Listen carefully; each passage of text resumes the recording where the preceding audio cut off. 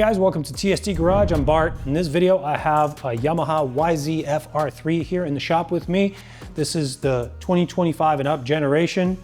This bike has a really cool duct system on the tail, and we wanted to outfit that duct system with a signaling setup so that you could mount signals on the rear of the bike independent of what type of a fender eliminator you have. Some people prefer the low mount, some people prefer the high mount. Both of those have challenging signaling installations. This signaling installation is vastly simpler and produces really nice results. You don't even see the signals from the sideline of the bike. However, they pack so much punch from each one of these lamps that you have illumination to the side and to the rear, actually brighter than the OEM lamps. So what's involved in mounting these to the bike? Well, I'll show you in detail in a minute. But essentially, you pull out this rubber grommet that closes out the side plastic in there, grab one of our lights, grab the appropriate side-specific base, feed that through, that pops in, you feed this through the outside to the inside, you cap it off with a nut, you attach our bike-specific plug-and-play harness, you plug it in, and you put everything back together, and that's it, you're done. It's gonna be a very brief video. I think you guys are really gonna like how this bike ends up looking at the end. I quickly wanna go over a couple of the nuances of the equipment that we're selling here. This is our FLY09 Yamaha specific flush mount signals. You may have seen it on the front of this bike and other bikes that we've mounted this to, other Yamahas.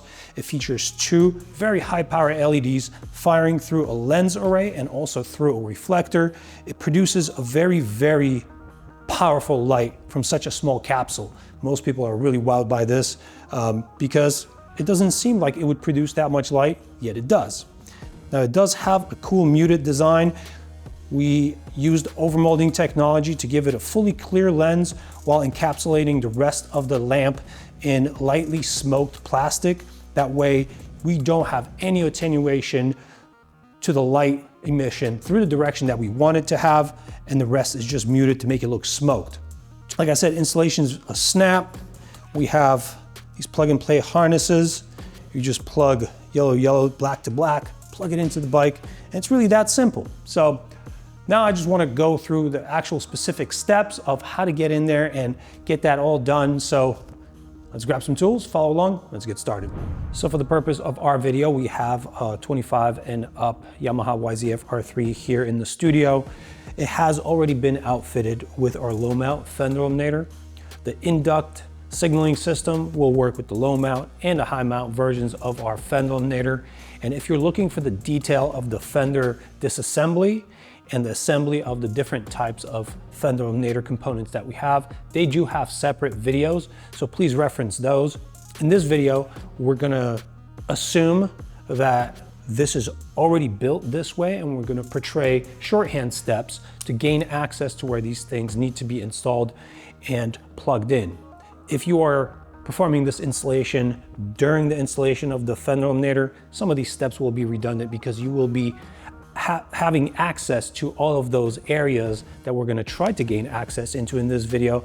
You're already gonna have them because of the steps that you're taking for the purpose of installation of these parts. So just keep that in mind. If you're installing these parts in tandem, please review both videos before starting. That will get you to the best result quickly and without any fuss. Now, for these steps, we're gonna begin with the removal of the passenger seat. And then we'll need to remove a couple of things up top here. In this step, I will be removing these two fasteners here. Press in the center, they come out. And this can just be swung towards the front, and that comes out. Now, it is possible that in your previous disassembly and mounting of components, you do have access to these connectors here. These are the harness connectors for the signals. If you do have access to these connectors, you could skip the disassembly of all these components. I will still portray them because you guys may still need them. So I'm gonna take a 10mm socket and remove these 6 fasteners here, keeping track of which fastener went where. These 4 have shoulders, these do not. Now I can manipulate these side fairings. I'll lift up lightly and move to the outboard direction here. This tab here will lock against this plastic and lock itself in place for me. Now we've exposed two 12mm head screws. Let's go ahead and remove those. Now here we have to be careful. Once you remove these screws, there are spacers underneath that can travel. So I do this one at a time and then remove the spacer. So now I've gained access here. This tray needs to come out. It is held in by the same type of push fasteners that this panel was held in here. So just push them in. They will pop out. Now this tray needs to move forward to clear this tab out of its window here. We just scoot this off here and we'll grab the ECU and pop it up. And typically the signal connectors, the black and the white one, sit in here, whether they're still connected from the factory with the OEM signals on the fender, or you might have changed those to some aftermarket versions or something like that. So they will generally hang out here, and that's why it's necessary to remove the ECU to gain access here. So now we've done that, we could start the actual physical assembly of our components. The mounting plates that we've provided you guys are side specific. The product code is on here, and the last digit is an R or an L, right meaning right of the bike, left conversely on the left. So I'm going to start with the left here. There is this rubber grommet. I'm going to push that to the outside. As soon as you fold one of these lips and push, this just comes out. No big deal. This mounts from the outside, and you may notice that there's a keying feature here that will engage with this keying window, just like this. Prevents it from rotation, and this is why these are side specific. If you mount them backwards, your signals are just going to point into space and not behind you and not be functional at their job. So now we got the signal lamps. These are not side specific. Feed the wires through the round hole, bottom this out, good deal. Now the fasteners come with this spacer. These are Yamaha universal signals that we produce here. So we provide these for the purpose of spacing this outboard a little bit on certain bikes. This is not used in this kit. So if you receive this, just put it to the side, do not use it. Now we're gonna feed the wires from the outside in through this hole. And we're gonna find the clocked position where that key interfaces with the keying window. I'm gonna put the large plastic nut on flange first. And while I maintain the key location for my signal and plate against the outer plastic, I'm gonna spin this nut on and tighten it on. Now, these are two thermoplastic components interfacing together against another thermoplastic part that is sandwiched in between. You don't want to overstress these. They work by preloading the plastic with a little bit of force, and that preloads the thread, and that prevents the vibrations of daily riding from removing that. If you over torque that, it'll likely either strip or you might crack the nut. You don't want to do that. You want longevity out of your system, so just be careful there. Bottom it out and don't go too far beyond that.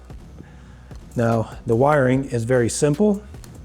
Our harness adapter kit is pinned out into the same colors as the signaling wires, so black to black, yellow to yellow.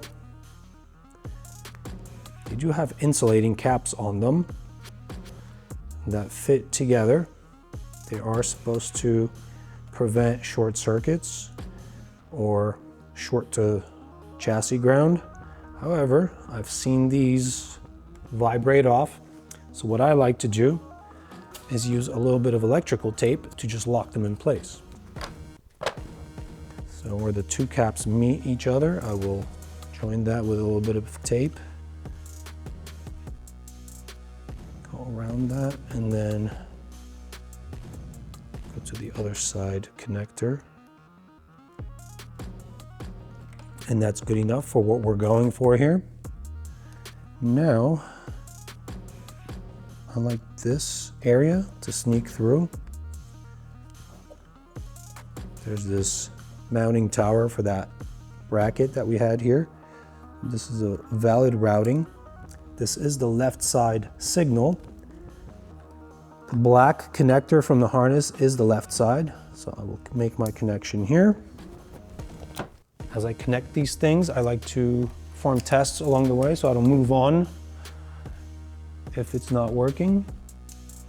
Okay, I have signaling going on, so we are good here. I'm gonna perform the same steps on the other side, but skip the ad lib.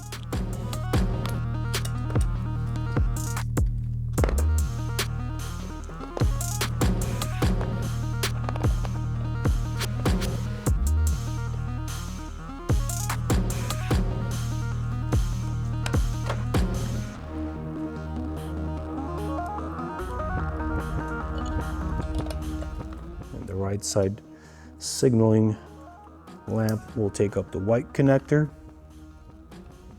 We just need to ensure that we have enough space underneath the ECU here to actually host all of these wires. Otherwise, it'll bunch up and push up on the ECU.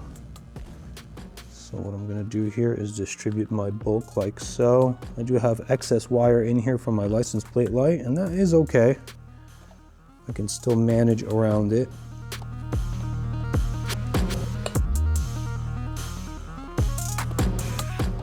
Get the ECU back into place. Okay, it fits. I have not disturbed how that's gonna lay in there. Okay, so that's good. Let's give this side a try real quick. I do have signal light happening. So we're good for total reassembly, which will be a reverse order of disassembly here.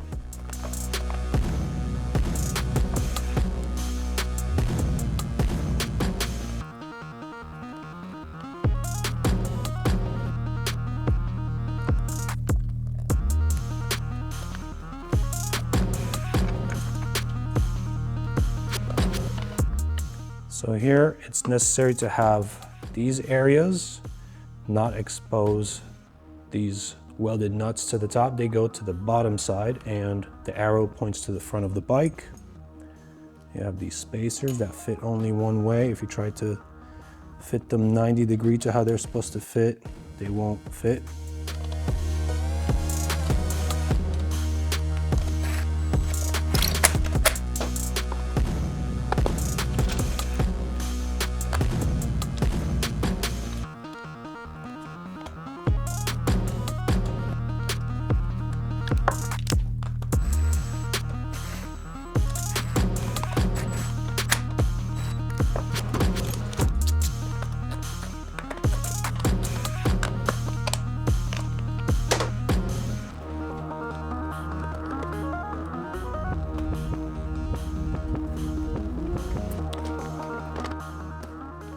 So that's all there is to this installation. I'll show you the finished product here. As you just witnessed, very minimal amount of tools are necessary to perform this very simple and quick installation, and produces really, really nice effects. I really like this product. Now, whether you use it with the low mount fender eliminator that you see here, or the high mount, there's still a valid location for signals here. They're very bright, visible from the side and the rear. So the choice will be yours. We do have a separate video covering the signal mounting location where they get mounted to this bracket, or the relocation version for OEM signals. That also happens on the high mount version. You can check that out on YouTube or in the product pages for those parts on our website, tstindustries.com. But for now, I'm gonna sign off here. Thank you guys for watching. Check out these parts on our website, tstindustries.com. We have these parts ready to go, other parts for this bike and other bikes that you may have in your garage. Thank you for watching. Hope you ride safe. Hope you enjoyed this. See you later.